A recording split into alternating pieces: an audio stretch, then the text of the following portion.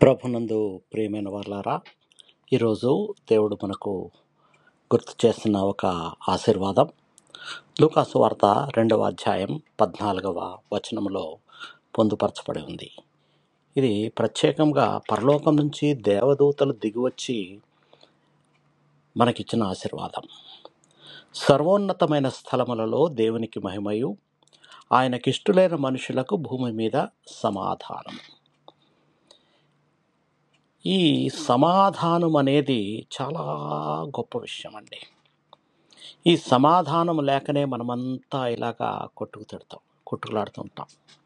భార్యాభర్తల మధ్య సమాధానం లేదు, ఒక కుటుంబంలో సమాధానం లేదు, పనిచేసే చోట సమాధానం లేదు.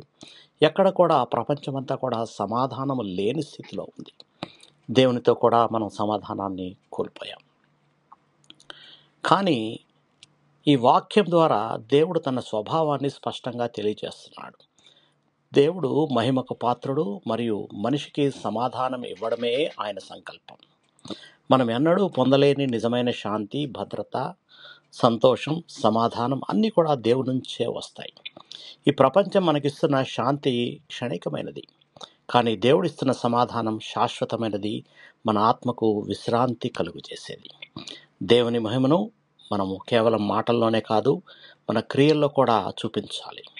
ఆయనకిష్టులుగా ఉండాలంటే మన హృదయం వినమ్రంగా ఉండాలి. ఆయన చిత్త ప్రకారం మనం నడవాలి. దేవుని సమక్షంలో నడిచిన వారికి దేవుడు సమాధానం, ఆనందం, రక్షణ సమస్తము అనుగ్రహిస్తాడు. ఇదే క్రిస్మస్ సందేశం కూడా. దేవుడు మన కోసం శాంతిరాజును పంపాడు. ఆయన ద్వారా దేవుని మహిమ మనపై ప్రకాశిస్తుంది. సమాధానం మన జీవితంలో ఎప్పుడూ నిలిచి ఉంటుంది. ప్రార్థన చేసుకుందాం. మమ్మల్ని మిక్కిలిగా ప్రేమించిన మా ప్రియ పరలోకపు తండ్రి, మీరు మాకు ఇచ్చిన సమాధానాన్ని బట్టి మీకు వందనాలు తండ్రి.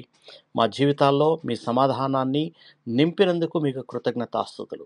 మేము నీ చిత్తానుసారం నడిచేలా, నీకు ఇష్టమైన బిడ్డలుగా నిలబడేలాగా మా చేయి పెట్టి నడిపించండి ఆయన. మా కుటుంబాలు, మా పనులు, మా నిర్ణయాలు అన్నిటినీ నీ శాంతి మరియు సమాధానంతో నింపమని మా ప్రభు మీ ప్రియ కుమారుడైన యేసు నామములో ప్రార్థించి వేడుకొనుచున్నాము తండ్రి.